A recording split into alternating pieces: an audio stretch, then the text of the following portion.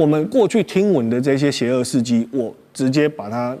亲眼见证带回来给大家知道，它只是其中的一小部分。顺达园区只有4000人，但是就我所知，就我们初步的估计，整个在缅甸妙瓦底周边的电诈园区从事诈骗行为的至少有30到50万人。它是一个在三不管的地带，军政府它也势力也达不到。那事实上，这些所谓的反抗军，它其实也没有能力掌握全局。那西方主流国家，或者说这些真正有制度的国家，泰国。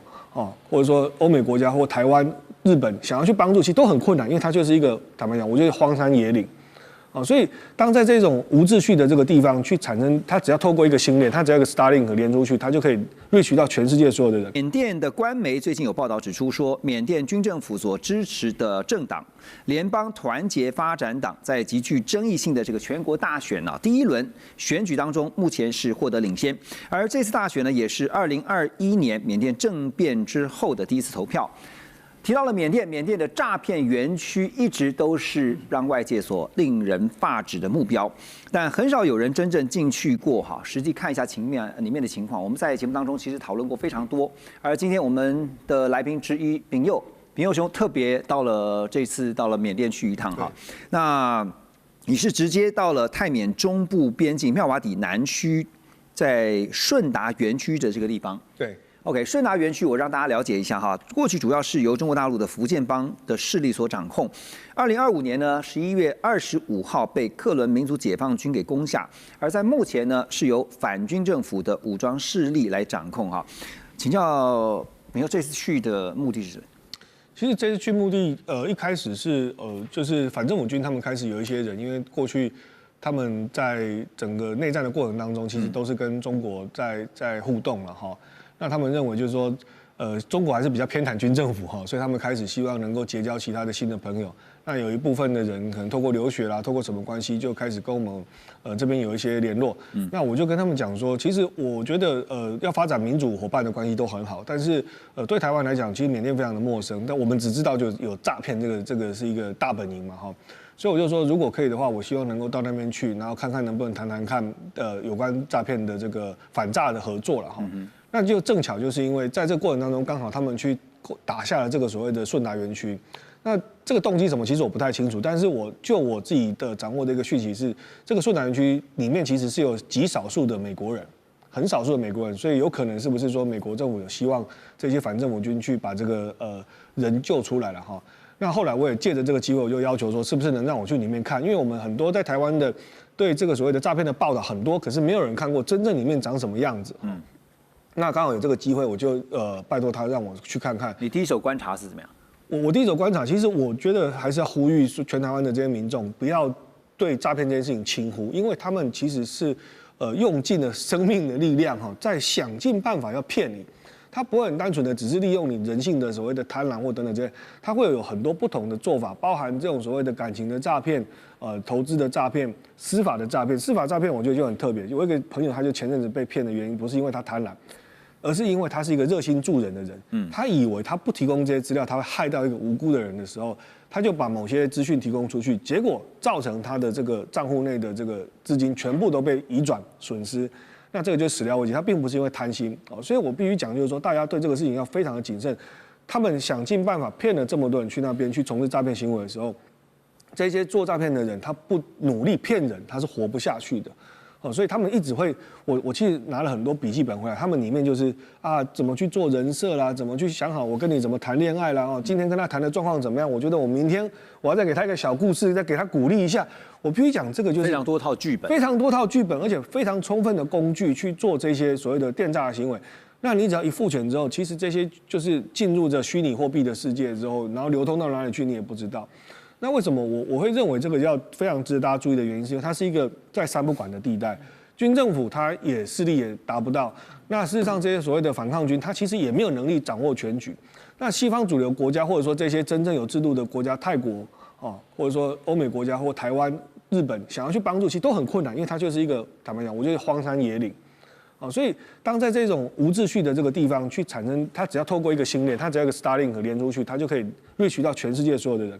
我里面还有一个片段说，我说不要以为说这个诈骗的这个受害者只有在亚洲，只有在台湾，我就在当场捡到一个 AT&T 的 SIM 卡，捡到3张，然后里面的确为什么符合我们的情报，就的确或许是有美国人在里面被逼着要去从事电诈。那甚至我回来之后，还有一个假装是白人的那个脸书账号，他是台湾人。我跟他说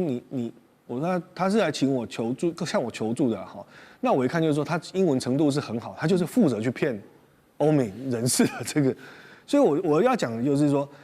你很难，我们有通过这么多的这个宣传，通过这么多的这种所谓的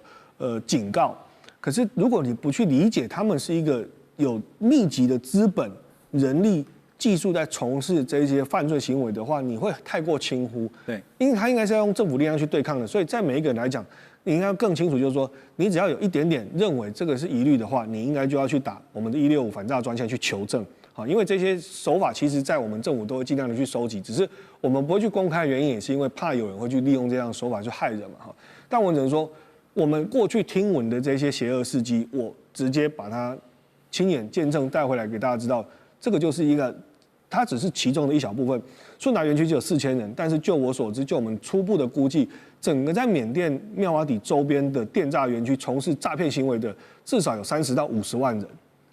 它是一支大军。所以那个只是其中的9牛1毛而已，它只是9牛1毛而已。所以我说它是一个比台湾军队还庞大的一个集体。那我请教，你觉得用铁腕手段根除得了吗？我认为用铁腕手段会造成一定的程度的伤害的原因，是因为第一个是它电诈，毕竟它需要一定的硬体设施，那它资金还是需要花一点时间。譬如说我要骗到你，我可能不会说我今天跟你接触我就马上得到资金，而是他可能 cooking 了3个月、5个月、半年之后，他才开始说我终于开始回收了这个资金。那只要让他的这个所谓的资金链能够断掉，我打击你的电诈园区，事实上是你电诈园区你的新建，你要盖这些组合屋，你要盖这些生活设施，都是需要钱的。那如果说他还没赚到钱，他就损失了，那他怎么会有足够的资金去持续的运作？我觉得这是一个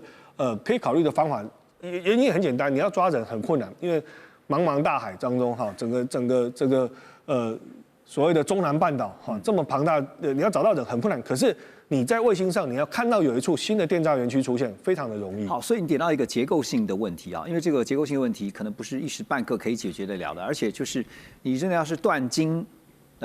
流，然后呢断通讯啊，或者甚至是包括现在我们提到的。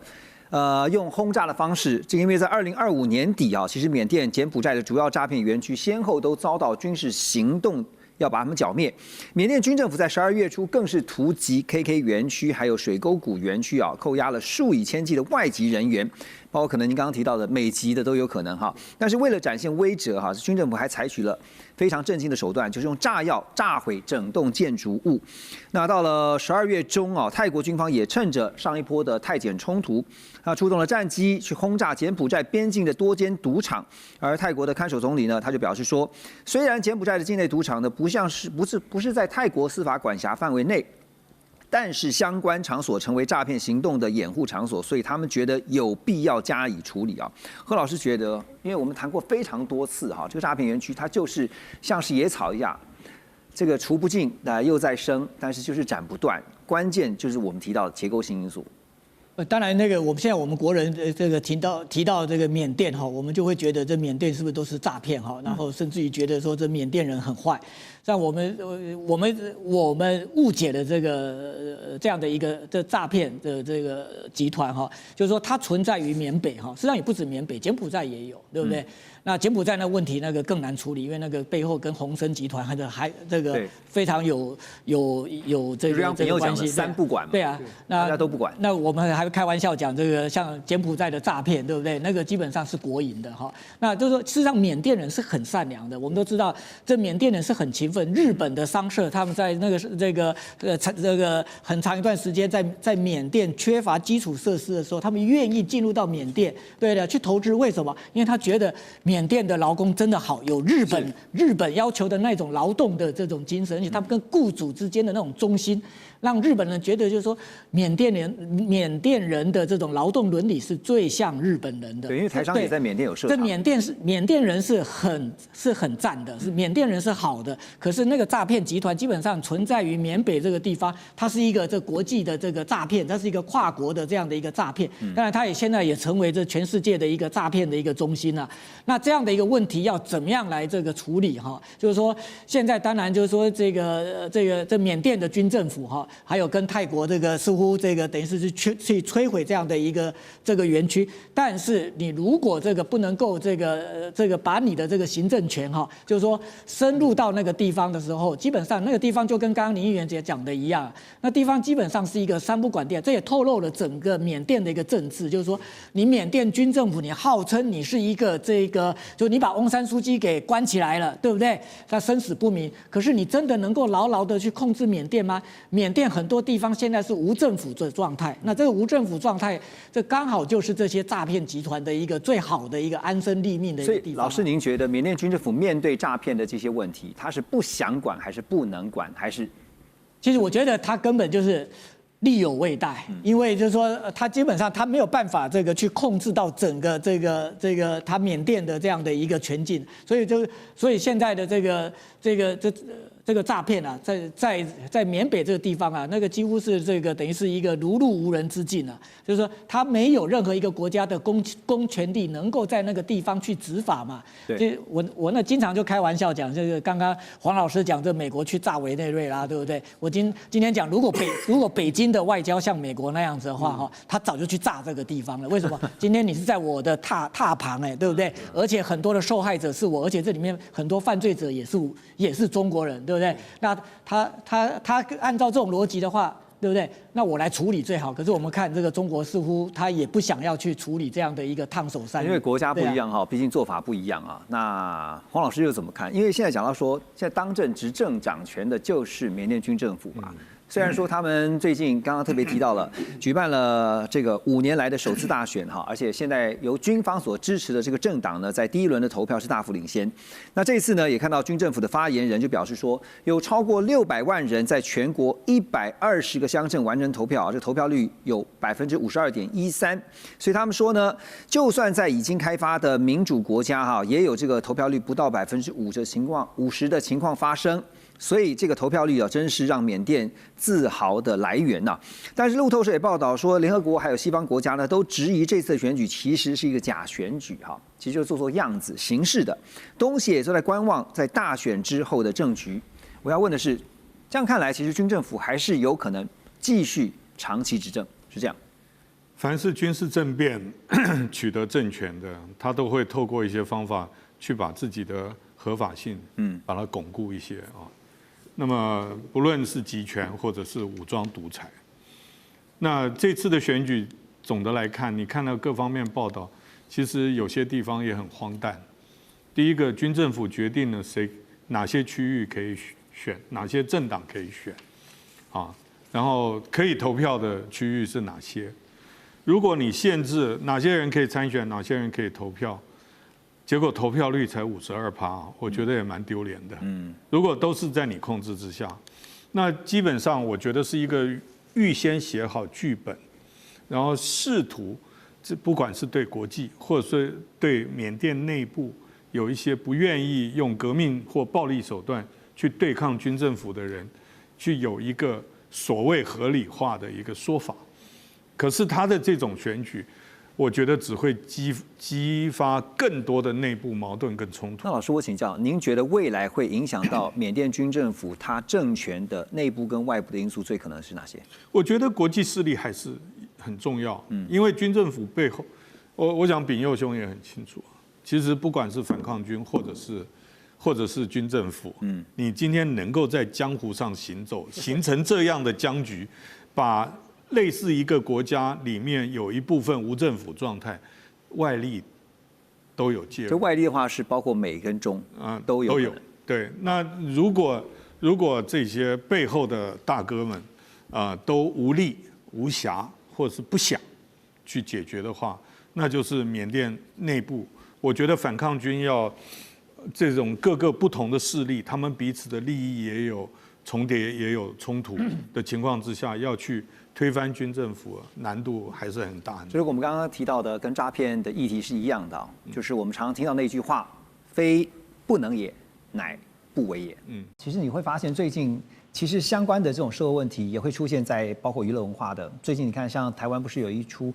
叫做《回魂记》嘛，哈，不是在帮台剧打广告哈，这是在《回魂记》哈，这个非常的耸动，他就是在告诉大家说，其实通常都是自己人骗自己人，然后呢骗去了以后都非常非常的惨的。那南韩也曾经有这样的戏剧，大陆也有这样的戏剧啊，都告诉大家诈骗真的是太可恶了哈。那当然这次这个在缅甸军政府扫荡 KK 园区的同时啊，军政府呢也重新在缅甸内战当中取得优势，所以接下来我们来看的就是这次军政府转弱为强的关键就是在他们的武器装备上，因为根据报道说呢，中国大陆提供了数千架无人机，而且也限制反抗军啊，就是三兄弟联盟取得无人机。大陆外长王毅更表示，中方是反对缅甸生乱生战，并且呢支持军政府在12月举行选举的计划。所以现在大家会想要了解的是，为什么现在又决定要重新支持这个缅甸军政府呢？苏老师，其实不只是中国大陆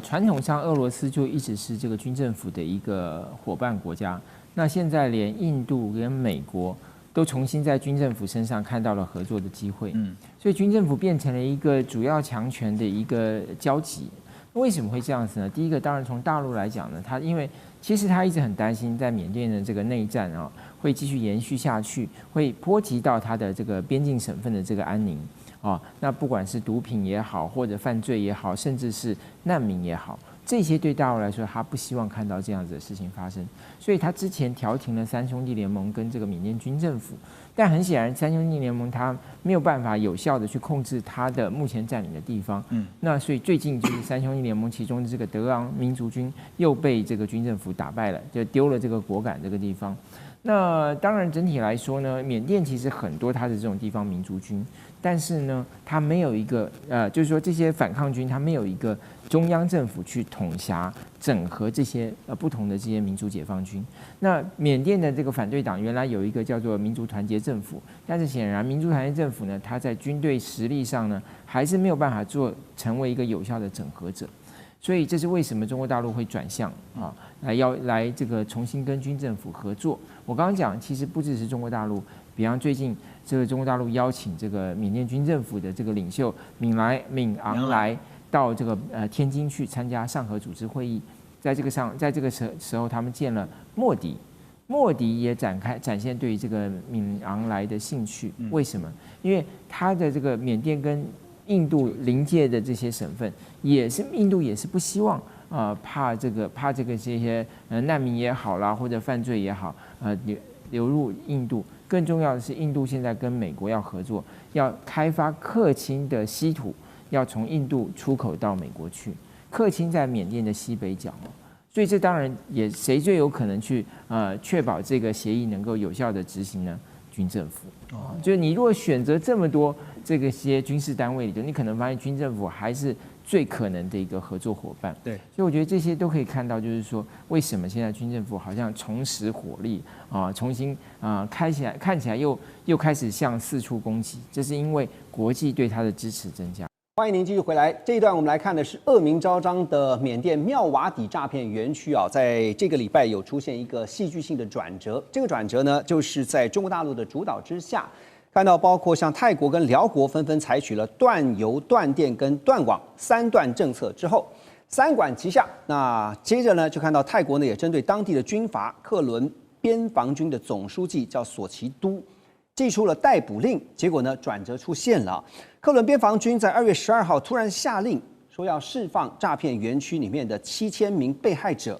另外呢还驱逐从事电信诈骗的华人，然后每一天呢说要向泰国移交500人，总计要驱逐1万名的诈骗相关的嫌犯。看起来似乎是出现了一点效果，但是大家很好奇的是说，这个3段政策当时祭出之后，本来还讨论到，我记得节目当中也提到说，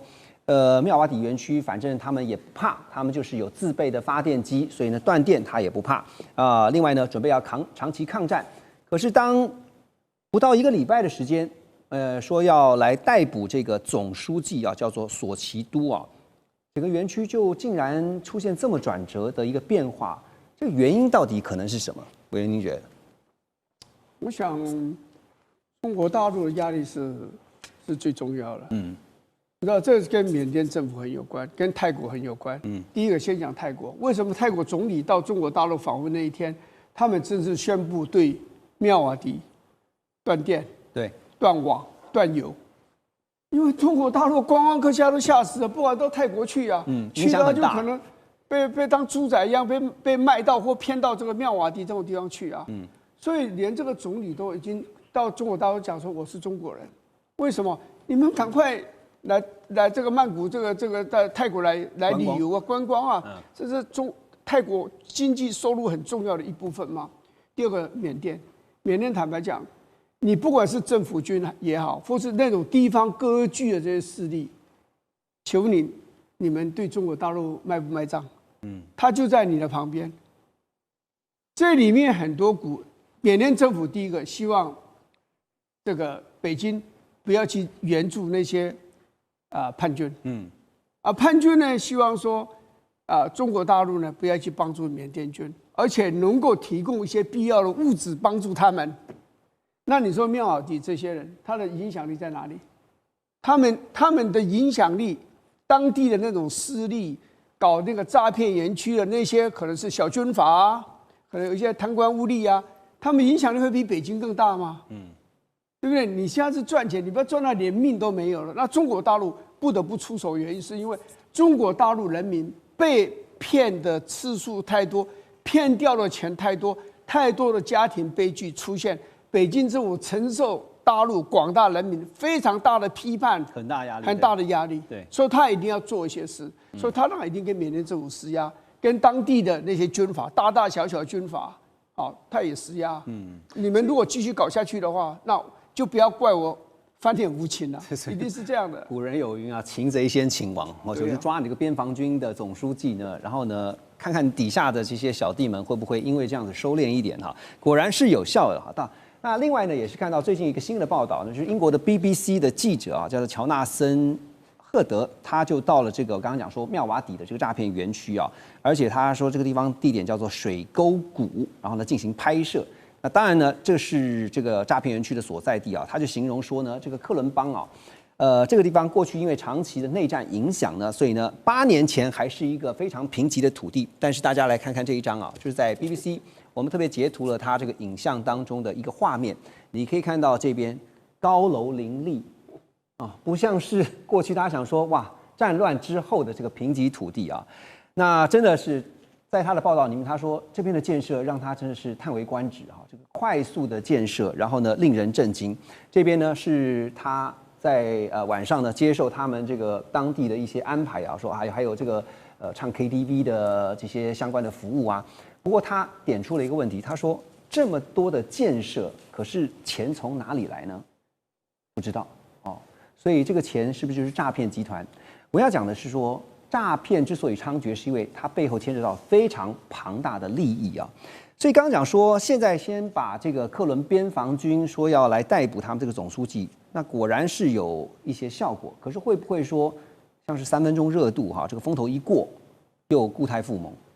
的确啊，这个就像诈骗，就像野草烧不尽，春风吹又生，吹又生啊，唯有这个乱世就要记重点嘛哈。那看起来这次中国呢，跟这个寄出的这个方式其实是有一点效果，但是呢，毕竟我们讲说这个妙瓦底园区它是在泰缅的这个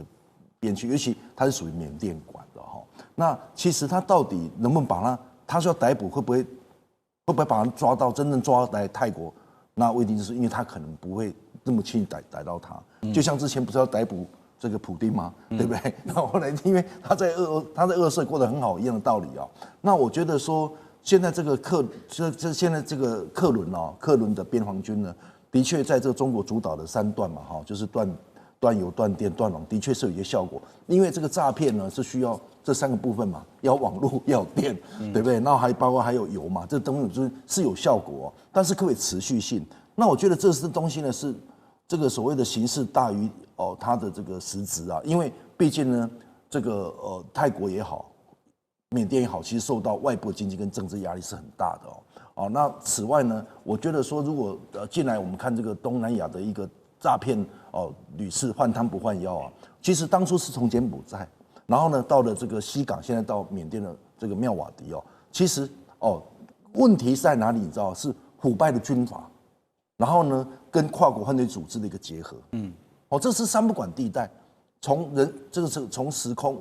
空到人这个一个结合是非常严密的哦。那其实呢，如果说你今天把它剿毁，就怕你把这个所谓的它的总部给抓到了，其实呢，它会转移到其他的地方，譬如可能会现在是转到到辽国、是菲律宾等等啊。所以我觉得呢，其实长远来看呢，其实诈骗产业呢，关键还是在几个地方，必须是不是对核心的这个有效的一个制裁，比如说可以用重点抓到，比如说反正就无期徒刑、重罚。哦，那当然第一个是泰缅两国到底会不会真的是配合？因为这我觉得也不是一时一刻的事，可能要长期做一个严密的边防执法。那但是第三个是中国是不是可以继续持续的配合？哦，这是中国是不是持续配合？可能会不会受到一些压力哦？那此外呢，其实最重要的是各国的国家跟检调人员啊，包括智通公司，包括网络公司嘛，哦，然后还有所谓人民的觉醒哦，其实很多方面要共同的才能够根绝这个问题，否则呢，我觉得每次呢，他这边就是我刚刚又回到就是野草烧不尽嘛，对不对？有春风它又生，吹又生，对。那这个部分呢，我觉得也是国家跟企业跟人民应该共同合作来解决的。以前我们讲说地下经济嘛，毒色，现在又多了一个诈，然后呢，这个诈呢，比起毒品来讲的话，这个确实方便更多哈。它在执行上面来讲的话，几乎是一个无本生意啊，而且那个跨国操作，再加上这个科技这方面，真的是春风吹又生啊，这个野火烧不尽哈。那虽然说这个妙瓦底的诈骗园区看起来似乎在祭出了这个手段之后呢，有效果。可是呢，也看到同一时间呢，马来西亚国际人道主义组织，他们却提出了一个呼吁啊，呼吁泰国政府说，另外一个也在泰缅边境的太仓园区，现在又是一个新的园区哈，还有马来西亚人、台湾人遭到控制，那希望泰国呢一并连带的铲除掉。太仓园区背后也是军阀，然后是由反抗缅甸军政府统治的这个缅甸联邦政府所控制啊。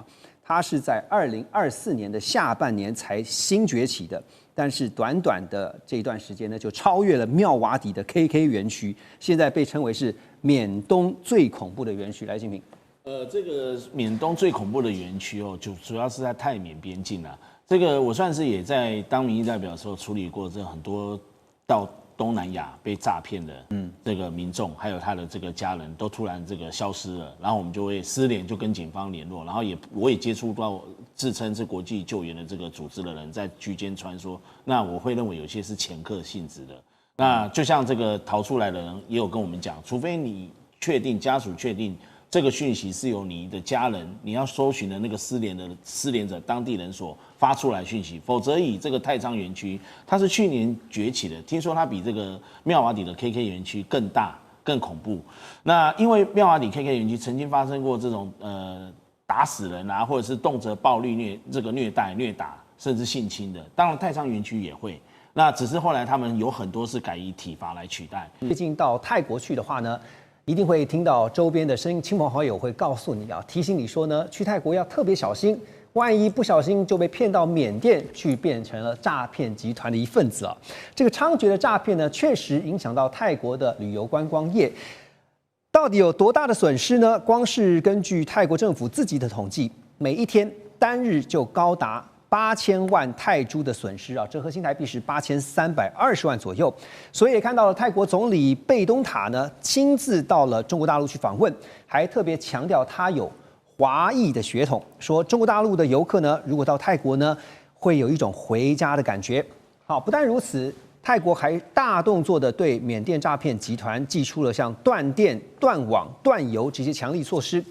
那也成功的救出了61名被诈骗集团所囚禁的人质，其中有39人是中国大陆的公民。现在看到泰国政府也急了啊，所以呢非常的高调哈，当然是希望泰国的观光旅游不要受到太大的冲击。可是感觉上这只能是治标啊，不能治本。治本的方法是什么呢？大师？资本只能派军队把它剿灭，把它这个整个的这个端掉，对，那因为它后面是有军力做它的后盾，也就是这个当地的那个少数民族的军队，大概6000人，就作为这个36个电诈集团的这个后台嘛。而且我记得您曾经讲过，这个地区是非常复杂的。对，它的是属于这个缅甸政府的力量也达不到，然后那泰国事实上你看电跟水什么都是泰国的，对，可是泰国不能够进去啊，因为那是缅甸的土地，它的地理位置就在泰国跟缅甸的边界，隔一条小河，那小河你想过就很快就过去了。可是这个电诈园区现在非常的大，有8万人，对不对？而且前一阵子被断水断电啊，可是呢，网络上突然传出来那个这个妙瓦底某财团在举行新年晚会，春晚，妙瓦底的春晚，妙瓦底春晚，哇，规模盛大，人才济济，真是嚣张。可见就是说，他1年的收入如果是3000亿人民币的话，那做这件事是小事一件，而且3000亿的话，他分给这个所谓的这个当地的少数民族的这个独立军，对不对？分一半，那独立军再分一点给这个缅甸军方，对不对？再四处打点的话，那他在那地方是高枕无忧。那他等于说是各地的地方的这些电诈集团啊，发掘最好生存、赖以生存的地方。所以果敢的那个4大家族被剿灭以后呢，事实上这边声势更壮大。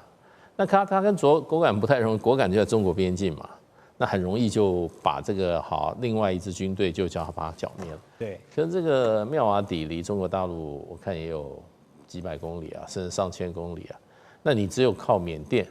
只有靠什么？只有靠泰国。那泰国军队不可能进去帮中国大陆围剿，那是缅甸的境地嘛。对，所以就变成就是说这个是比较困难的啦。那现在断水、断电、断网啊，我觉得应该效果是有限，效果是有限。那除非就是说把它完全把它封闭，那人员的往来也全部都给它封闭啊。因为你可以想见，因为它这个属于这个一个三不管的地带，他们这个地方是要寻求跟缅甸的独立，所以缅甸军政府也进不来。那他这些所有的后援跟外界联系，看起来还是要走泰国嘛。所以其实泰国能够把它完全把它这个切断所有的往来的话，我觉得是目前可能是最好的办法。对，另外一方面就要看泰国的缅甸的军政府愿不愿意合作。如果中国大陆帮缅甸军政府啊，把他的武装能力啊、行动能力加强起来，还是要军政府进去剿灭。对，那最怕的就是军政府搞不好，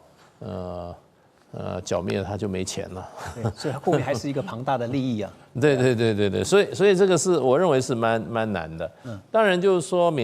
泰国总理这次到中国大陆就是要救这个观光，因为为什么前一阵子有一个大陆演员叫王星，他到那边去演戏的，也因为给骗到了妙瓦底，就列入了堕入人间炼狱。所以呢，就变成过去中国大陆的观光不知道泰国有这么一点事，这个事啊，一传出来以后，大家都不敢去了，就是辗转都被骗到缅甸去。你知道泰国观光业事实上，它2024年它的整个观光客人数是3500万，那里面最大的观光客来源地是中国大陆，是666万，所以就是说最大的客源是660万，第2名马来西亚才489万。所以，如果中国大陆的这个客源减少的话，对泰国的观光业影响非常大，外汇的大损失。对，你要知道，观光业基本上它照顾的群体，它这个消费跟它这个运作模式，照顾的是基层的老百姓。比如说啦，开这个运输车的，开游览车的，小餐馆卖欧米亚给的，甚至一些一些这些表演的团体，这些都是属于社会基层的。对，所以对任何国家来都很重要。所以泰国因为这个王星事件，大概跌了1到2成的中国大陆观光客。所以泰国这个首相急了，最近去大陆啊，我看他去北京嘛，对，还见了习近平嘛。习近平还特别说赞赏泰方采取强力措施打击网赌电诈。不过当然，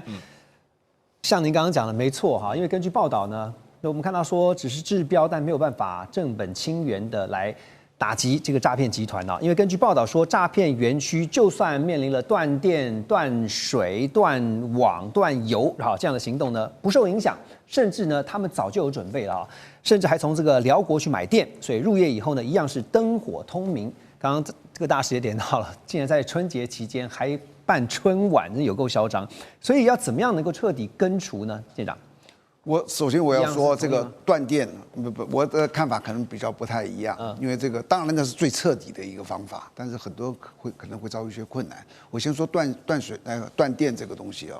实上他们这么有钱，他一定都有这些不断电的系统，他可以买，或是不但买。我可以买个发电机，发电机那是很简单的一个东西所以电不是问题，而且反而这个你断电之后会给他一个警告，我要来处理你们了。如果我今天在这里一断，我知道要来处理我们了。而且你看这么多人在那，我问你进去每一个人都是诈骗集团吗？好比说我们今天在这里，我们都住在那里，只有我是，你们3个不是你可能是在做菜的，他可能是在送这 Uber 的什么等等，进来之后如何证明我是？那我知道你断电之后就有所警觉，要来了，这个东西现在要藏好。所以反而我的感觉就是这个断电反而是给他一个，我让中国看，你看我们断电了，那我也同时是给他一个警告，这不是一个彻底解决方法。我所认为一个彻底解决方法就有点像类似恐怖分子，为什么会有人绑了一个炸弹，不顾自己的生命去把这个别人给炸死？除了仇恨以外，还有更重要的是。他一定活得很痛苦。如果你有钱，你过得幸福快乐，你再恨人家，你都不会绑个炸弹去自杀。他这里也是一样，他这里几乎都是穷山恶水的造成的结果。早期是贩毒嘛，那现在是这个诈骗。如果我把这里的道路全部都开通，让他们有很好的工作，消除他的贫穷，让他衣食足。有一句话叫做“行有余力，动有余地”。每个人都是好人，当然有些人这个可能根本就是在他的本性就坏，但是绝大部分的人，他之所以会去做坏事，是因为他过得不是非常的快乐。所以我觉得，只要你把这批人抓完了，那个地方这么难生存，还是会有人来继续。就好像你把黑帮抓完，他还是会有。那怎么样解决他的生活，让他过得幸福快乐，他就不会做这类事情。衣食足才知廉耻，知廉耻是。对啊。所以还是要解决他们真正民生相关的最痛点的那个部分的问题是什么？开通交通，对，好比说就是“一带一路”。其实中国大陆一直在做这个事情。我给你开通交通，我给你在这偏远地方建立经济区。你说中国在很多地方建立经济区，不是只有交通而已，它还有什么银行啦、网络啦什么的，它都在建。能够消除世界的和平，基本上就能够稳定这个世界的安全，它不会动乱。您刚刚讲的有一点没错就是说进到这个园区以后呢，其实。谁是诈骗的，谁不是的，那真的很难分辨所以这次的断电呢，采取这么激烈的这个手段呢，结果是什么呢？其实受害最深的就是在当地的老百姓其实他们无辜也被波及到，像医院啦、学校啦都被断电，那居民呢也出现了这个抢购燃油的现象，那结果导致呢油价飙升，最终还是苦的就是一般的老百姓可是诈骗集团，我们看到他们一样的开春晚，然后呢一样的照样骗及全球甚至想办法转移阵地。所以泰国政府到底他们这次是不是真的能够去解决诈骗的问题报道也只说现在没有被打击到这个诈骗集团呢，反而是先避风头，把目标转向欧美，他们利用 AI 翻译骗的是谁呢？外国人等到这一阵子风头过去之后呢，那会不会又重新回来锁定中国大陆的市场呢？这一点请教安老师你怎么看？延续2位老师刚才说的这个黑帮掳掠打杀基本上这个成本代价根本上不划算所以说都斜杠跑去做这个诈骗集团那这个中国慢慢富裕，就跟美国一样有这个 Mexico 这个 Colombia cartel 一样的问题所以说长远来说中国它必须发展云南就是让这个缅甸跟辽国变成它的经济的一个腹地那这个所谓像 AI 这个泡沫本身就是一个骗局所以说这个 AI 诈骗也是在这个 AI 商用化可能会经过的一个必经之恶那就像当年 Internet 一开始的时候，也是靠这个赌博跟色情先开始这个赚钱嘛哈，所以是这个长久来说，中国大陆还是应该要把经济发展好，想办法把周边纳入这个经济体系里面，才是一个比较长远之道。欢迎回来，缅甸诈骗现在又有了最新的案例啊，在台湾这边就传出了有老人家8位，那么他们被招待说要去泰国免费招待旅游，结果呢就在这个曼谷机场被直接送到了缅甸的诈骗园区，而且现在不只是老年人啊，长辈们。包括呢，在中国大陆也传出高知识分子啊，也被拐骗去做诈骗，像是我们现在提到的这一位中国大陆科学院的博士叫张继孝，他就被骗到缅甸的妙瓦底诈骗园区，而且是在1年之后才终于在最近获救。那之前呢，他是因为经济上有困难，所以他上网呢找中介帮他来找工作。因为他的英语很好，所以原本是希望呢到新加坡去做翻译，结果没想到呢就被骗到这个泰国，然后又被带到缅甸的这个妙瓦底诈骗园区。他说每一天要工作18个小时，而且还被拳打脚踢啊！缅甸这个蛮狠的啊。那后来呢是在中国大陆媒体的关注跟声援之下呢，最后是缴了5.9万人民币的赎金才获救。我特别上网看了一下资料，其实有很多的分享是说呢，这样的赎金还算是低的哈，因为呢平均来讲的话，你要赎出一个人的话，可能要20到30万人民币，甚至在老街还要40万人民币啊，这是非常的高价。之前在大陆呢，先是看到有这个演艺人员王兴这个案之后呢，就发现中港台都有很多的受害者，就诈骗真的是非常猖獗。不过处理上，因为是不同的国家，这跨国之间要处理有关于这个诈骗的打击啊，在困难度上面，根据大使了解，您觉得困难度？当然是这个比在这个果敢园区啊困难度高很多，因为果敢基本上跟中国大陆接壤，果敢靠中国大陆边界有很多这个跟中国大陆这个渊源比较深的民间武装啊，对，那现在同盟军就是啊，同盟军他基本上他这个就突然他这个武器啊装备都得很大的提升啊，那然后他就一出手就把这个果敢的4大家族全部一网打尽，全部剿灭，而且继续追击，把这个缅甸的这个政府军也打得四处窜逃。可是这一个果敢的同盟军啊，如果3000人啊，这个妙瓦底这里是另外一支少数民族啊，对，那这个少数民族这个军队呢，它基本上它也是怎么讲呢？占地为王，那本来就是他们的土地，就像民初时期的军阀那样子。基本上就是军阀。那他曾经向缅甸投降，变成缅甸的边防军。那后来因为他们这个最近缅甸军政府控制力又薄弱以后，他又回归他自己，又变成独立王国。那他的兵力事实上他有6000人，所以呢这个兵力是比较强的，而且他是3不管，真正3不管。因为他跟这块这个妙瓦底这地方，它的东面就隔一条小河跟泰国为界，对。那另外一边，他又跟缅甸的这个政府军又为敌哈，所以呢，他这个也有很多外援，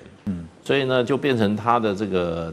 力量相当强，而且有人估计他1年的这个妙瓦底园区的收入是3000亿人民币，天哪！然后呢，当然他有10几个园区，都是各方的这些就是黑帮都去那边落户。然后就是靠这个当地的这位军阀他来做他们的靠山嘛。那这个靠山他可能要入股，要分掉1/3到1半的，所以这个就变成他的力量环环相扣啊。他这个军阀的力量就越来越大，这个等于就是说一个土皇帝在那个地方。那现在怎么办呢？缅甸军队也缴了30年，也没剿灭啊。那泰国军队也不能进去打，那是缅甸的土地啊。那中国大陆那同盟军在北边靠近这个中缅边界，果敢那个地方过来有几百公里啊，所以现在就变成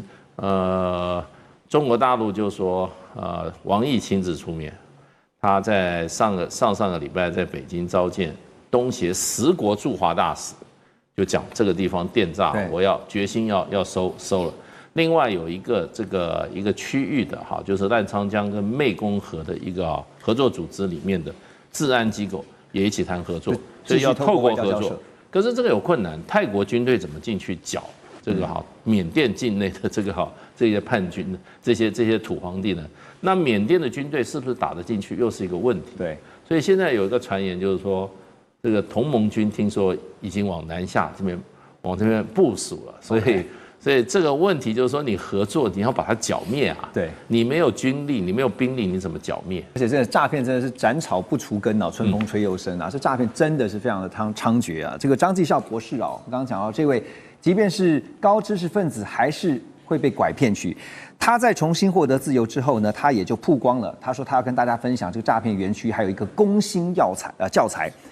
他说呢，诈骗集团最常假冒知性美女白领人士啊，这个对象锁定的是中高年龄的男性。那因为是金融诈骗，所以是涉及到非常专业的这些诈骗工作者呢，还要先学像是加密货币啊这些金融知识，而且还要熟悉美容、瑜伽一些女性的话题。诈骗的剧本，光是他拿到的，他就说有16页破万字，如果记不下来，还要罚抄写，还要考试。张继孝说呢，诈骗集团每天还会学习新知识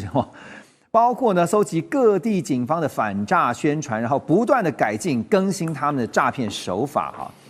可是不管这个诈骗手法再怎么更新，看到这个心理战还是重要美人计还是管用。文家老师看吧。的确啊，其实这个要诈骗呢，那当然就是要骗到你，那就是要攻心为上，骗到你的心。对，攻心为上。那当然这个会诈骗，那当然我们心会之所以会被调动起来，是因为又有贪又有色。那你不贪又不色的话，那显而易见你要骗他很容易。我就很少看到和尚被骗的。对，因为没有这个，他比较没有这个困难没有这个困扰。那所以呢，我是想说，就整个一个刚刚一如大使也讲到了，其实这个他们一般都把你骗到泰国去，然后呢才给转到别的地方。一般我看几个案例最近有一个叫什么阿顺的那个，我看媒体有一个阿顺的故事他也是就是要说去泰国去工作，然后一下就被带走了，就带到这个缅甸去了。那这个地方都有3不管地带嘛，你看这个政府军也没法去处理，本身他这个叛军很多，就像好像梁山伯一样那时候也这个宋朝也很难去打他，所以呢，这个政府没有攻坚的情况之下，那自然而然这个让这个诈骗集团很猖獗嘛。那当然此外，他会利用这个所谓源源不绝原因，当然第一个就是利用人性的弱点嘛，贪跟色。那此外呢，他手也不断的翻新然后他去煽动。我觉得是磨练让你能够被煽动。第三是他用心理的来操控你，就是说反正你被骗了还帮他数钞票，这种这个最高峰，还有这个科技的便利性，因为想这个怎么诈骗都是用科技的部分嘛，像加密货币就是科技的一个总成嘛那因此呢，我觉得。现在诈骗的手法既然被披露了，那政府也要介入。那为什么没法去处理？那当然从人的开始。那人是谁教育？政府要去教育，教育是很重要的。第二个，政府你到底是不是能够有效的来执行这个事情？你说王毅他说他真的要去召集这个东欧10国，那我觉得这个利益也甚佳。为什么？因为还是要联合整个东欧的整个东盟国家，因为这不是你去打单一国家可以处理，这还是要透过集体力量呢。大家的透过一个司法互助，才能把它这里的歼灭。对，那最终还是要提醒大家，千万不要贪小便宜，不要贪色，不要掉入那个陷阱，对，陷阱里面去。那如果有问题呢，其实要赶快呢去报警165才能问到人性的软弱就是尤其是贪念因为这一次看到非常多的诈骗，其实都是用高薪来。不管是什么专业工作者，而且其实那些诈骗真的是非常的专业他们就是让你觉得他是公关公司中介公司就把你骗去了，然后再带到缅甸去。OK， 那说到了缅甸呢，其实大家知道现在的内战持续当中刚刚大使也点到了这个问题很严重，所以大陆外交部发言人毛宁也表示说呢，在北京的居中斡旋之下呢，现在有了进展。缅甸军政府呢跟果敢反抗军缅甸民族民主同盟军已经达成了停火协定。这也是呢，军政府继2024年跟这个德昂民族解放军达成停火协议之后，跟反抗势力达成的第2个停火协定。可是根本之道就在于要如何终止平息缅甸的内战，有解方吗？我想当然这是第2次，而且是在昆明，在中国的斡旋下，双方在昆明来进行斡旋。那18号初步达成了这样一个停火的协定。是。那相较于这是第2次的停火协议，那第1次曾经也达成停火协议，但是双方都不执行。所以第2次的停火协议到底能不能落实，还有待进一步观察。因为这关键点涉及到什么？涉及到缅甸政府跟自治区的这样一个权限的问题，以及包括资源分配的问题，这个才是关键。缅甸自从军事政变后呢，陷入一个长期的内战，然后国家非常的混乱，许多地方都成了这个军阀各自为据、势力拉锯不下的这个三不管地带。那运作着你能想象到的一切不法生意，并且是从亚洲各地，像刚才厉将军提到，华人地区也好，甚至是除了华人地区的更多亚洲国家，现在都陆续有大量的人被拐骗、绑架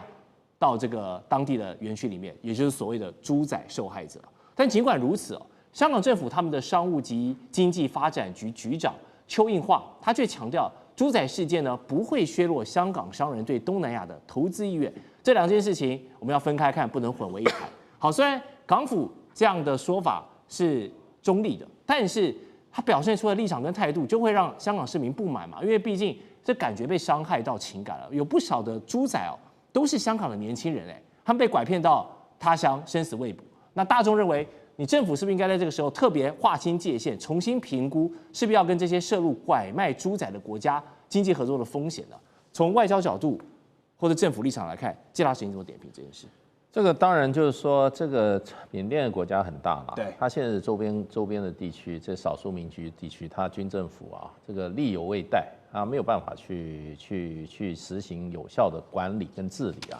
那所以这边都是一些这些所谓叛军从缅甸的角度，这些叛军这些独立寻求独立的叛军，他们在控制的。那这些叛军的话，说实话，他们会在峡谷上生存。现在妙瓦底这块地方的叛军，主要就是这个克伦族的，他这个主要一开始他是这个克伦族民族独立阵线，后来他们那种内讧以后，就成立了一支克伦族佛教军。后来克伦族佛教军又跟缅甸这个军政府缅甸政府妥协，变成缅甸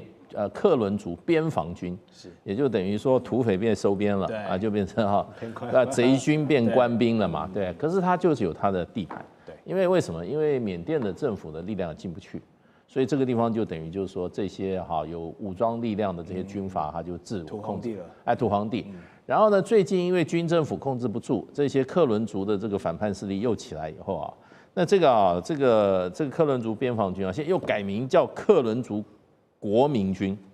又变成跟与缅甸军政府又在对抗。是，那不管是你用什么佛教军，或者说边防军或国民军他只有一个领导人，这个人叫这个人很厉害，这个人就是叫苏旗智。苏旗智，苏旗智这位老兄现在他手上有6000官兵，然后呢将士用命，然后呢就在这边当做所有电诈园区的这些黑帮势力的后面的真正的撑腰的。说实话，他如果没有他的话，这些电诈园区他不敢在那边这么嚣张的，就是因为他在自己的地盘上那么有这个让这些电诈园区来。那电诈园区有人说过，他总共大概骗的1年的收入在3000亿人民币，是3000亿，那有1/3以上都要交给这个缅甸这个所谓的克伦国民军的手里。他越有钱，他更有力量。那刚刚提到就是说，很奇怪，他的装备都是美式的最新的装备，为什么美国人的装备他拿得到？也就是因为美国一直在是颠覆缅甸的军政府的，所以呢，这些只要是缅甸军政府的敌人的话，可能美国都认为是他自己的盟友，这是在全世界这个是很常见的。所以呢，他又有很外力的资源，对。那你要知道，泰国跟这个缅甸也是不对的，所以你去反缅甸的，那可能泰国也不认为你是他的敌人，所以这个然后缅甸军政府里面又很腐败。就跟当时在这个果敢的中缅边界的这些果敢的这些4大家族，他们的情况跟这个现在这个克伦这个国民军也一样起初是反缅甸政府，后来搞独立，后来又被收编了。对，收编以后就跟缅甸军政府怎么样，基本上也是一样暗底下合作然后就把果敢作为一个中缅边境最大的一个电诈园区。那这边被剿灭以后，现在很多力量都集中在这个妙瓦底。现在中国大陆意思就是说，要把这个妙瓦底要从根断掉。谈何容易？那大概2个礼拜前，王毅在北京接见了东协10国驻中国大使，就谈妙瓦底的问题，就谈这件事情，就是要采取行动，大家要合作来瓦解啊。那另外一方面，这个上个礼拜所谓的澜沧江跟湄公河的这个管理机制，他们这个有关的这个治安方面的高官会议的时候，也谈到这个妙瓦底断掉的妙瓦底。我听到最新消息就是同盟军已经下去了。虽然这个同盟军在北边，对，他在中缅边界，是离这边起码我看也有差不多不到1000公里哦，差不多。可他这个地方整个是属于善邦的势力范围，是善邦这个大的势力范围，这里面这个他从里面缅甸国防军也没有水，所以是不是这个同盟军可以航区直入下来做一个剿灭这个克伦族叛军的这个？那可是呢？同盟军虽然声势很大，在这个中缅边界战果辉煌，它只有3000人。我刚刚讲这个克伦这个国民军有6000军力，拿美式装备，所以呢，是不是能够把它这个端掉也是一个问题。那现在就变成是不是有足够的压力了？因为在上个世纪70年代、80年代，这个地区也出过一个叫金三角，那个是全世界海洛因的鸦片的生产地。那个时候也是因为没有人管。所以那个地方满山满谷都是种的鸦片，那个时候有一个叫鸦片王叫昆沙，昆沙是这个在地方据地为王。后来昆沙就怎么样？他放弃了，他后来投降跟原因是什么？当时美国出手，美国因为国内的这个鸦片问题，美国的毒品，所以就施压以后，泰国、缅甸基本上就把它剿灭了，甚至当时可能跟中国大陆也有一些合作，他就放弃了，然后昆沙就投降了，他跑到这个仰光去住了。所以呢，这个基本上中国大陆现在也是要靠国际合作，起码就是说泰国要采取一个立场，因为妙瓦底跟泰国就隔一条江，没错，它很多物资都是从泰国拿嘛，到泰国去，所以因为它是反缅的，所以在这个地方泰国跟这个克伦这个叛军的关系也是很微妙，很微妙。那泰国如果说把它的这些水电还有这些给养都断的话，那克伦这个民族他也很难生存下来了。那另外一方面就是说，缅甸虽然军政府他们的力量不及，可是军政府如果要集中剂量来把这块地方把它剿灭的话，事实上也可以的。那这个时候如果他愿意做的话，我想中国政府一定会给他很大的资助让他把这个地方把这个三不管的地方再收回缅甸军政府，因为缅甸军政府跟中国大陆还有管道，中国大陆不可能直接找这个苏其志这位老兄的军队去谈嘛，所以看起来现在是准备这个要把它整个端掉了。不过我觉得中国大陆大概也已经大概搞清楚了，然后就出手了，借着王兴的这一次的事件就下定决心了。那泰国看起来从首相开始他也是展现决心，愿意配合。那这个电诈团体如果不把它从根端掉的话，那事实上的话，这种所谓的贩卖人口或者人间炼狱器官买卖，这无法断根的，无法断根的。甚至你把妙瓦底端掉以后他又跑别的地方。另起炉灶。我们台湾过去的电诈集团，当时是在台湾设立机房对啊，后来我们开始取缔他没办法，对，就他们就一群人跑到全世界各地然后就一群人带着机器继续跑到乡下，甚至欧洲国家去租一个乡下的别墅，在那边工作3个月就转了。然后呢，这个他们是流动性非常强的，所以不论如何的话，像这个有差不多几万人的基地不端掉的话，那我觉得这个对中国大陆来讲，社会上造成的伤害那造成多少家破人亡的事情没错，我觉得是很严重的。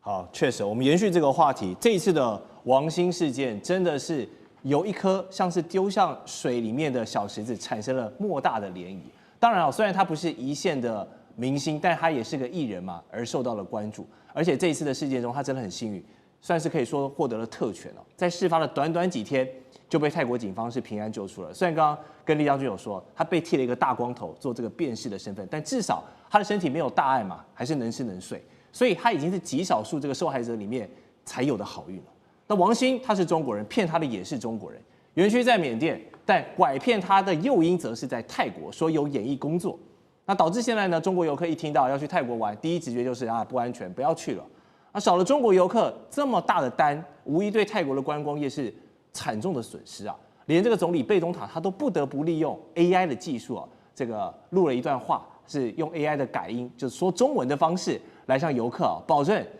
泰国的旅游是很安全的，信心喊话。很快呢，2月份他也要访中，来强化双边的关系，恢复信任。然而，就像刚刚大使讲的，缅甸这么多的园区跟泰国的关系是很微妙的，你的这些厂房都是泰国盖的，网络、电力、物资都是泰国那边运来的。那如果你只是表面做一些断网断电，就说自己有打击了，然后忽视这个背后盘根错节的利益共同体，泰国政府究竟是太乐观了，还是太会装蒜了呢？这次王兴事件所引发的全这个中南半岛的国家，那么认真的愿意来集体的跨边境的整合力量的，不来打仗。当然，这里头最影响最大，真的就是泰国哦。泰国的影响对观光影响是雪崩式的影响。在王兴事件传出之后的1个月、2个月，到现在为止，约莫将近1个多月，快2个月。那么，针对于特别是接下来农历春节，还有春节之后的第1季乃至到第2季的预定取消的这个数字，真的是难以想象哦。就泰国现在自己内部也不断的在讨论。首先，一方面是打诈哈，打诈我们刚刚已经听到了，包括大使跟将军已经讲了很多，打诈怎么打？当然，眼前已经提到的，除了查气之外，也包括断网啊、断电这些雷厉风行的做法。那么另外一方面，泰国也在思考，是不是要针对原来观光的部分要有所修正。举例来说，现在对中国大陆的观光客有60天的免签，也就是来泰国玩，先前是鼓励你住啊、吃啊、喝，爱多久多久，2个月之后再走都没有问题。可是他们考虑到，如果现在来的话，就在泰国里头跑来跑去，你根本没有办法掌握这些人的，我说中国大陆旅客的这个足迹。所以是不是现在在考虑，就干脆反而要限缩，只能来2周？比如说修到只是15天，你该玩就玩了，你就得出境。你不出境的时候，马上就会开始查了，包括卫星定位你的手机的位置，可能是不是更主动一点点？2个月就已经不知道拐卖这猪仔卖到哪里去了。所以有关于现在整个对于泰国的观光的打击的严重性，在思考包括观光整个结构是不是因此调整，真的想起来非常悲哀。这个数字很吓人哦，比如说最近单12月在内的1个月内，1个月针对于1月份，2025年1月份原先预定的中国大陆的观光客就减掉了4000多个房间，将近5000个房间哦，中国大陆观光客哦，而这里头全世界国外的观光客还有额外的，还有7000多个房间。你看12000多个房间，如果一个房间住2个人，意思就是2万多个人不来泰国玩啦。所以这有就为什么贝宗塔他们其实是马上2月份就要去中国，赶快去宣传说明他们会做哪些查气的事情，在观光安全性上的话怎么来着重哈，希望能够吸引最主要的观光客。这里头我确实也要提到一点哈，我认为台湾也要特别注意哦，因为以中国大陆的观光客来说，在2024年约莫是666万到泰国去玩，可是各位注意，台湾不少哦，107万。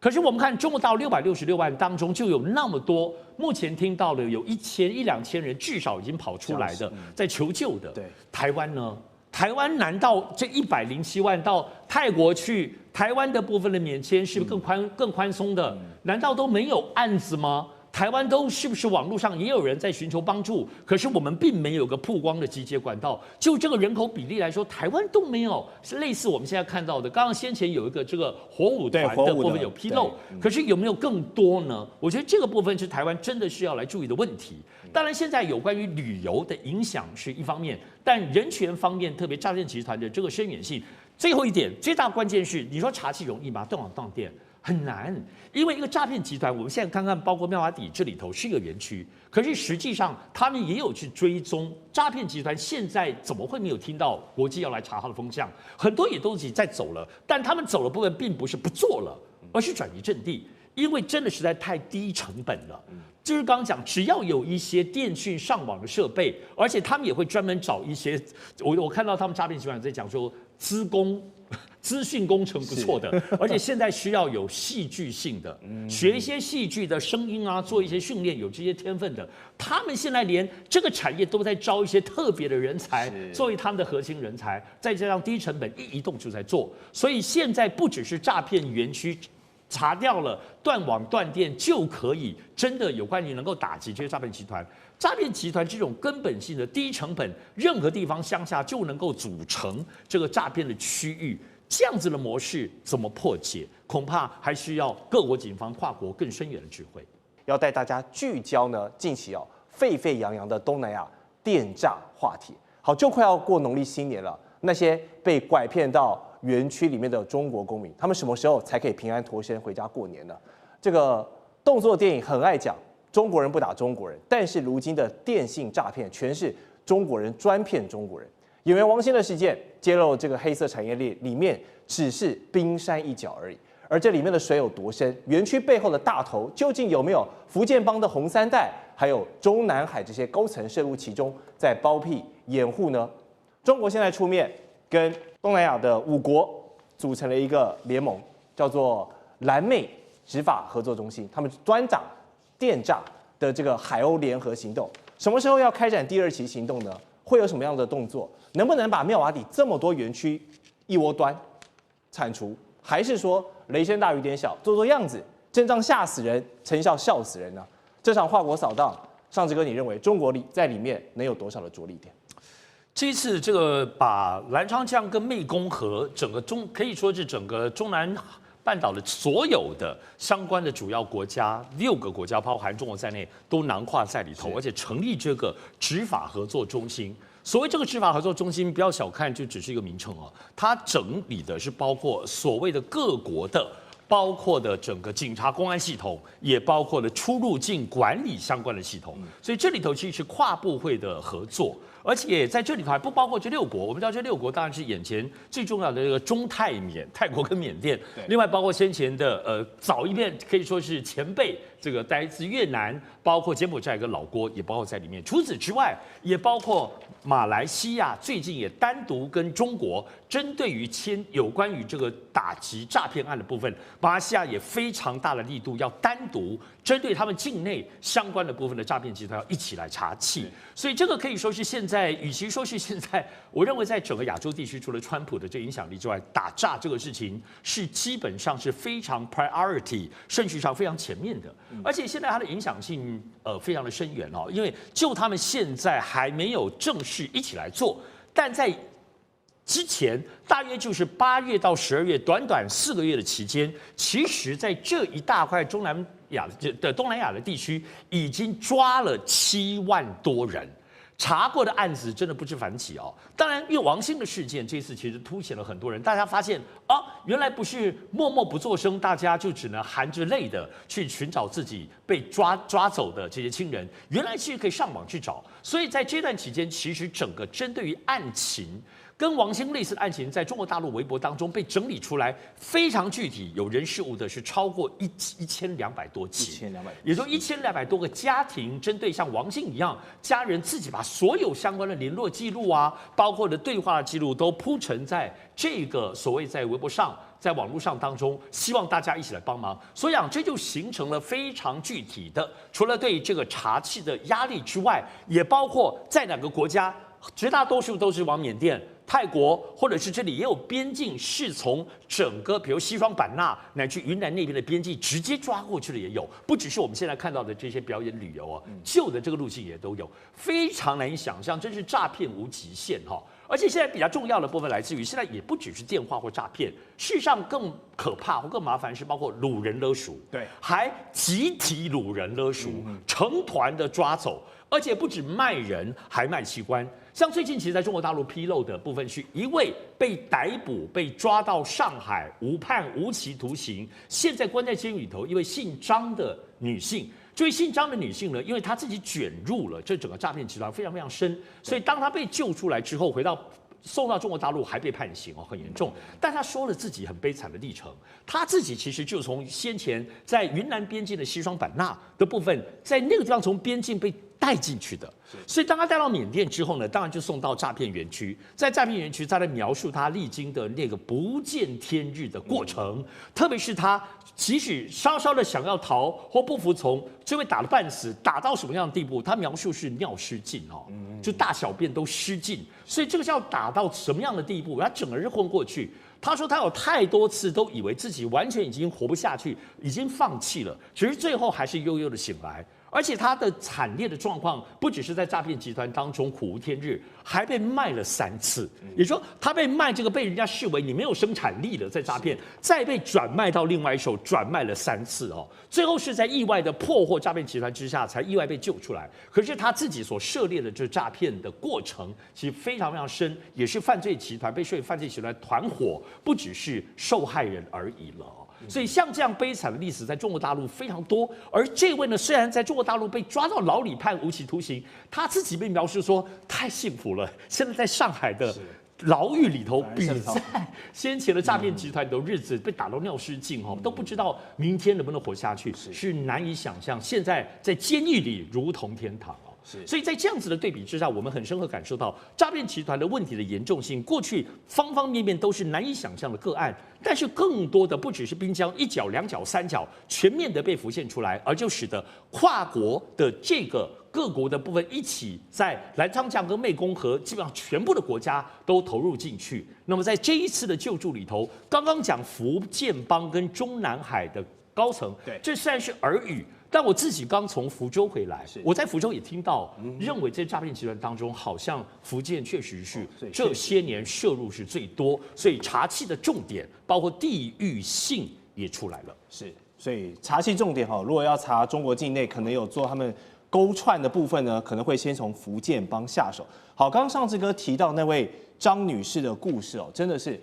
在诈骗园区里面究竟发生什么多少事情，我相信观众朋友想象得到的。想象不到的，一定每天都在上演。这么多臭名昭著的诈骗园区，我们带大家来认识地理位置大概是怎么样。那如今正在风头上的妙瓦底呢，包括了金星TTM 百盛等等，都在这一块。而前几年媒体很关注报道的 KK 园区则是在它南边的雷格果新镇这个地方。那边还有什么？环亚、昌泰也在附近。北边则是可以看到有克伦边防军、苏奇都市里。关照的亚太城、阿波罗、玉龙湾等等，相信观众朋友，我们任何一个人只要深陷其中的任何一个园区，相信都是万劫不复的。并且现在诈团他们也很赶得上这个科技的与时俱进。除了利用现在的 AI 技术大幅增加，不管是 Deepfake 骗这个脸的样子、骗声音的合成、种种样貌，或者自动回讯息，一次骗一个人，一次骗几百个人、几千个人，增加了诈骗的量能之外，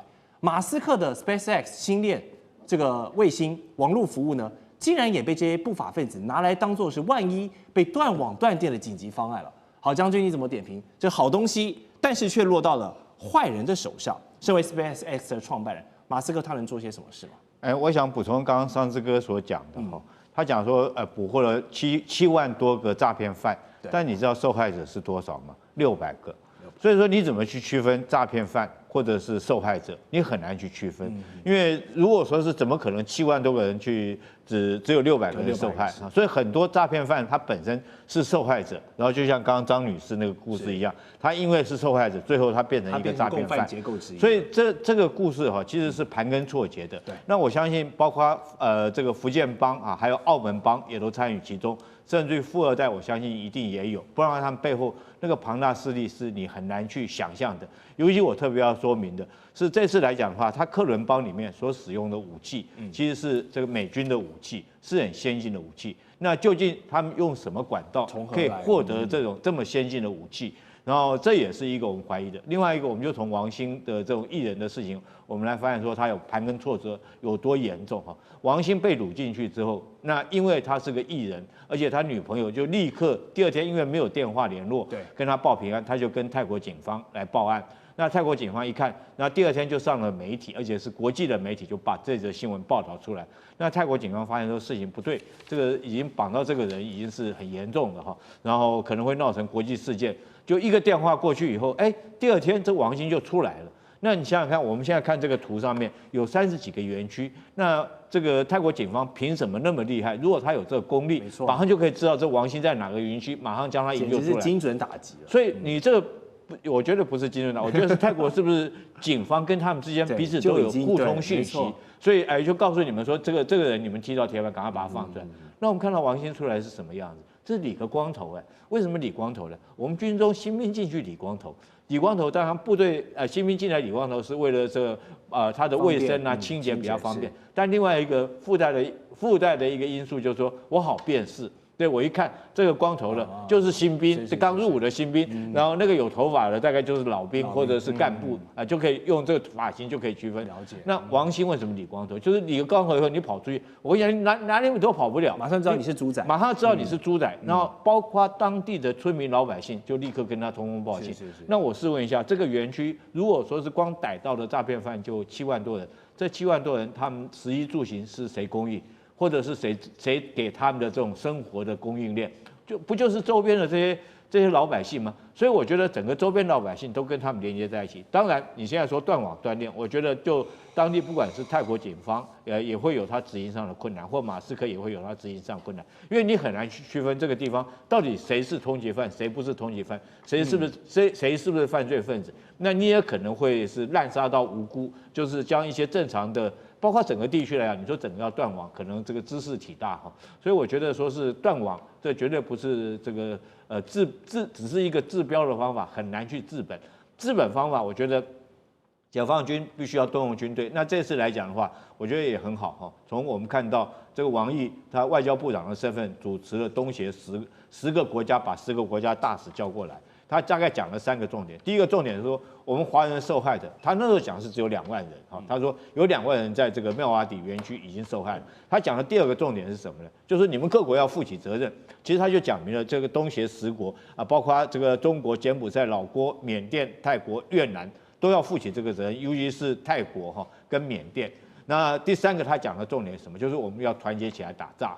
剿灭这个诈骗集团。所以我们看到海鸥行动第2期，就梅兰。这个行动第2阶段已经召开了公安会议，把这几个国家在昆明公安的首长叫到昆明那个地方召开这会议。我想这个大概大陆上面来讲的话，这公安的行动应该在短期之内开完这个会以后，应该很快可以展开这个动作，这个将这个妙瓦底铲除掉，因为这东西已经是做到天怒人怨了啦。那你现在来讲，不管是你这是所谓红三代，或者是福建帮，或者是所谓的澳门帮，我想都挡不住尤其是。这个我觉得可能采取的行动这个我觉得有3种方法。这个解放军可以有不只是解放军可以有3种行动方式，3种模式。第一种模式，我觉得可以比照美国去抓巴拿马诺雷嘎的方式。那时候美国说诺雷嘎你们在巴拿马贩毒，那是我的老百姓受到危害，所以你是犯了我美国的法律，我把你总统直接用直升机把你抓走。那我觉得解放军可以用这种方式。当然，泰国跟缅甸，我们看这个地理位置就知道，它距离中国的边界还有一段距离，跟缅北是完全不一样。缅北大概很快可以过去，但是因为这个牵涉到2个国家，牵涉到这个国家跟国家之间的这种纠纷或者是国际视野的观瞻，你派军队去人家国家去剿灭人家园区，确实是可能有待商议了。但是我觉得第一个，他可以用这种方式，那比照美国这个捕捉诺雷嘎的方式。那第2种方式，我觉得解放军可以用公安的方式。既然现在已经讲说大家公安要共同行动嘛，那中国是不是因为我的民众在那边受害，我可以以这个理由，我用公安部队进去那边来协助捕捉这些诈骗分子？那公安我特别要强调，公安可以带了武器，那就这个range就很大了，对不对？你带一条警棍也是公安，带个手枪也是公安，我带机器狗也是公安，我公安也可以带无人机就进去，我派10个人也是公安，我派100个人、1万个人也是公安。我觉得这是必须要有霹雳手段才可以显得出菩萨的心肠。那第3种，我觉得就比照缅北的模式吧，对不对？培养果敢3兄弟里面彭德仁这些这个他们的反对的一个势力然后利用这地方的势力将他们剿灭掉。我觉得可以有这3种模式，然后大陆来讲可以采取这3种方式把它歼灭掉。尤其是过年快到了，我在这边还是要提醒我们各位观众如果说到泰国旅游，还是要特别注意本身自身的安全，也要注意到接到的电话也要仔细的去辨认，以免这个诈骗集团太嚣张。那他现在抓到人不只是我们这个华人，他包括到可能这个中南半岛的人，包括到这个日本啊、韩国都有可能受害者，所以大家对这次来讲特别要当心，过年的时候不要出外旅游要特别注意本身的安全。